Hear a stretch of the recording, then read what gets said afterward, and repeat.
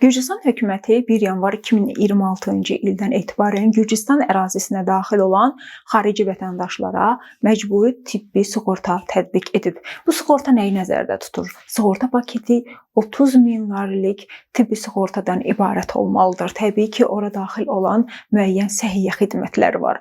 Əgər siz Gürcüstana gəlirsinizsə də və ümumiyyətlə Gürcüstana iş, səyahət və s. şəkildə planlama edibsinizsə də, mütləq şəkildə məcburi sığorta ilə ölkəyə daxil olmalısınız. Əks təqdirdə Gürcüstan sərhəd polisi sizi ölkəyə buraxmaya bilər. Eyni zamanda qeyd etmək istəyirəm ki, 1 oktyabrda çıxan qanuna əsasən, xaricilərlə bağlı qanuna əsasən, bir çox xarici ölkə vətəndaşları Gürcüstanda 3 ay, 6 ay və 1 il müddətində qala bilərlər.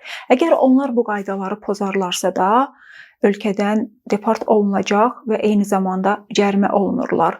Ona görə də bu kimi halların aradan qaldırılması üçün mütləq şəkildə Gürcüstan qanunvericiliyinə uyğun olaraq hərəkət edin. Ölkəyə daxil olduğunuz zaman tibbi sığorta ilə gəlin və eyni zamanda ölkədə qalmaq müddətini öncədən müəyyənləşdirin.